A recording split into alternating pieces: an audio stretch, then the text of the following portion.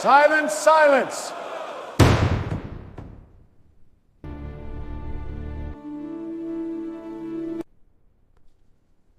ఏమిటి మీ ఆరోపణలు? కోర్టుకి వివరించండి. ఇతను మా స్ట్రీట్స్ లోకి వచ్చి బలవంత మతమార్పిడి చేస్తున్నాడు సార్. ఇతను చేస్తున్న ఆరోపణలు నిజమేనా? మీరు బలవంతముగా మతమార్పిడి చేశారా? నన్ను మనస్ఫూర్తిగా ఆరాధించేవాళ్లే నాకు కావాలి. నాపై ఇష్టం లేకుండా నన్ను ఆరాధించేవాళ్లు నాకు అవసరం లేదు అని బైబిల్లో స్పష్టంగా రాసి ఉంది. అలాంటప్పుడు బలవంతంగా ఎలా మారుస్తాం?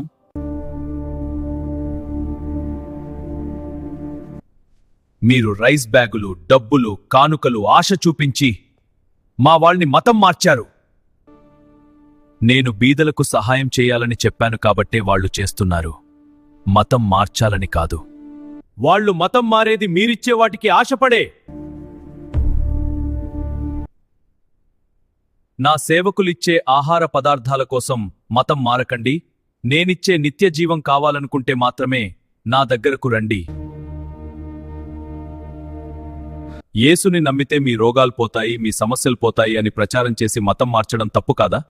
నన్ను నమ్మేవారికి కలిగే మేలులు, ఆశీర్వాదాలు గురించి చెప్పడం తప్పంటారా?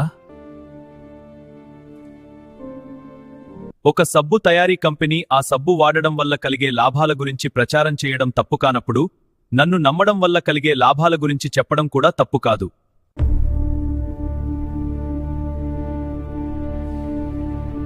మీరు మా వీధుల్లోకి వచ్చి మత ప్రచారం చెయ్యొద్దు, మాకు చెప్పొద్దు. నేను నా సేవకులకు అదే చెప్పాను, వినేవారికి చెప్పండి. వాదించేవారి ఎదుట మీ పాదాల ధూళి దులిపి వచ్చేయండి అని. నా ప్రేమ, నా త్యాగం, నా బోధలు, నా ఆజ్ఞలు నచ్చితే వస్తారు, నచ్చకపోతే రారు. ఇందులో బలవంతం ఏమి ఉంది? మీరు మత ప్రచారం చేయడం వల్ల రోజురోజుకి మా మతం తగ్గిపోతుంది. నేను మీ పాపముల కోసం మరణించాను. మీరు మీ పాపాలు ఒప్పుకొని విడిచిపెడితే నేను మిమ్మల్ని క్షమించి నిత్య జీవమిస్తాను.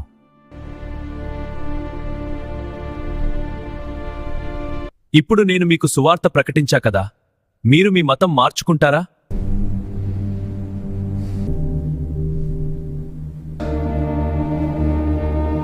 వినగానే ఎవరు తమ మతం మార్చుకోరు.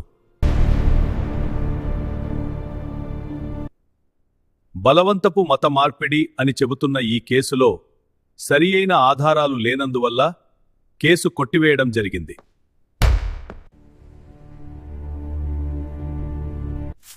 అలాగే సువార్త విన్నంత మాత్రాన మతం మారేంత బలహీనమైన మనసాక్షి మన మతం వారిది కాదని తెలియజేయడం జరిగింది.